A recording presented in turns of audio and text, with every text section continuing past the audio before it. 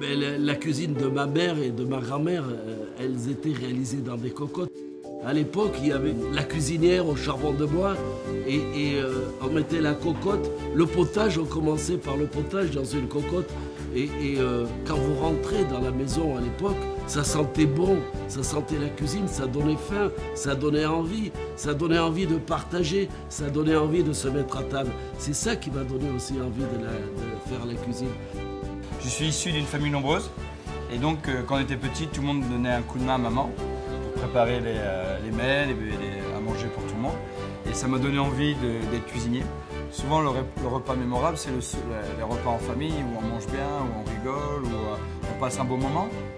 Ça c'est sacré. Quand on arrivait chez mes grands-parents et qu'on posait la cocotte au milieu de la table et qu'on commençait à manger, bah là c'était des souvenirs d'enfance et là le fait de manger la cocotte, ils étaient contents quoi. Je l'ai appelé les cocottes parce que pour moi c'était un souvenir de maman, de grand-mère et que l'on fait une cuisine en cocotte.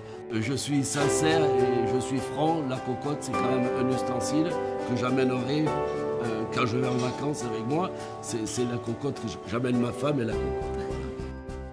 Pourquoi il y a toujours de monde devant le restaurant de Christian Constant? Tout le monde sait qu'il fait de la bonne cuisine. Ici, le plat préféré, c'est la pomme de terre pied de porc et les clients adorent, la raviole langoustine, le cabillaud, la fameuse mousse au chocolat de Roselyne. Ça, on l'a depuis l'ouverture, elle existe tout le temps. Et en plus, c'est des plats qui sont servis toujours dans les cocottes. Donc, c'est l'image de la maison. Francis, c'est un génie un peu fou.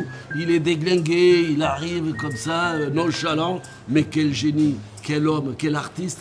Et il est sincère. Il aime la vie, il aime les gens. Et c'est pour ça qu'il a fait de bons produits. Moi, je l'aime bien parce que c'est un monsieur pour qui j'ai beaucoup de reconnaissance. Voilà. On aimerait avoir beaucoup de personnages comme lui dans la vie française et puis même dans la cuisine. Il a toujours aidé les cuisiniers. Quand il aime, il ne compte pas. Voilà, monsieur Stone. Pour la dôme de bœuf, vous prenez une grande cocotte, faites revenir des oignons, un peu de couenne, de la joue de bœuf, faites revenir tout ça, sécher, un peu de tomate concentrée, des carottes. Et ensuite, vous mouillez avec un joli vin de la région. Que vous soyez de Cahors, vous prenez un vin de Cahors. Si vous êtes en Bourgogne, un bon vin de Bourgogne. Et là, vous faites mijoter, vous faites cuire pendant 3-4 heures.